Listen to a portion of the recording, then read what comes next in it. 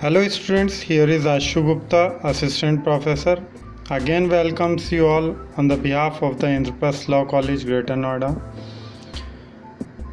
In today's lecture, we are going to discuss about the various theories of the state succession. We already discussed about the state succession, types of its state succession in the previous lecture. You may see those lectures on that channel, and after that you may easily understand the concept behind the theories of the state succession. So today's topic is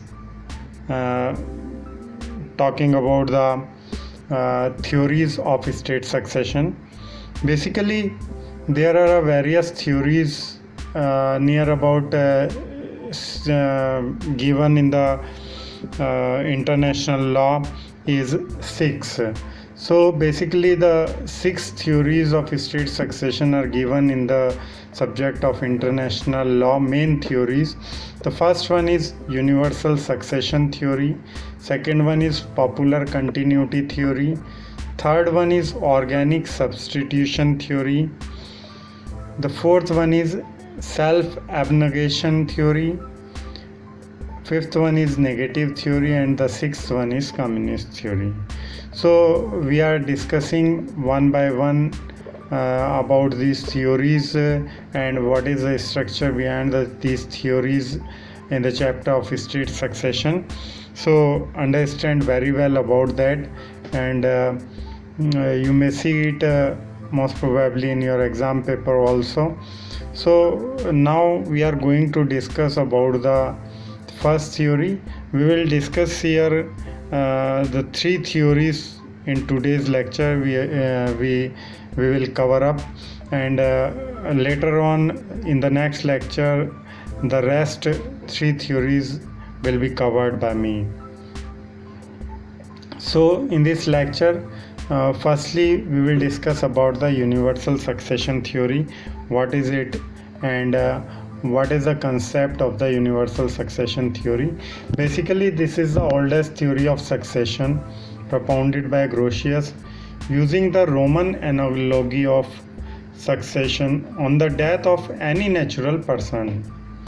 According to this theory, the rights and duties of the old state, that is the predecessor state, pass on to the new state.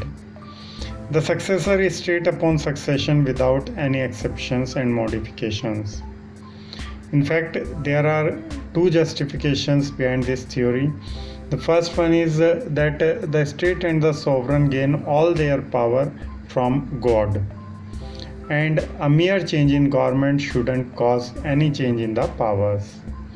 And the second one is that it is permanent and nothing can cause it to cede. So these are the 2 justifications of this theory, and the application of this theory can be seen in cases of fusion in 20th century. And the fusion of Syria and Egypt, Somalia, Tanzania and Zanzibar are examples of this theory. However, this theory failed to get any attention from the majority of states from the world, and has also been criticized by scholars from the world due to its Roman law analogy, a poor distinction between succession and internal change in governments, etc. So this is the first theory, known as universal succession theory. Now we will discuss about the second theory, that is called as popular continuity theory. The popular continuity theory can be described as another version of universal succession theory that was propounded by Fiore and Fredia. The unification of the German and Italian nationals. According to this theory, the state has a political personality and a social personality. Political personality means it basically refers to the rights and obligations of a state towards the government, And social personality means it basically refers to the territory and population of the state. Hence, upon succession, the political personality gets changed, whereas the social personality remains intact. So, a state succession would not alter the rights and duties of populace. However, this theory has not found its application in any country outside Europe, and also has been criticized on the grounds that it functioned according to the municipal laws, that is, local laws, which is why it was difficult to understand the effect of state succession using this theory. So, basically, this is the short belief behind the popular continuity theory in regard to the international law or the international community. Now, the third one is organic substitution theory.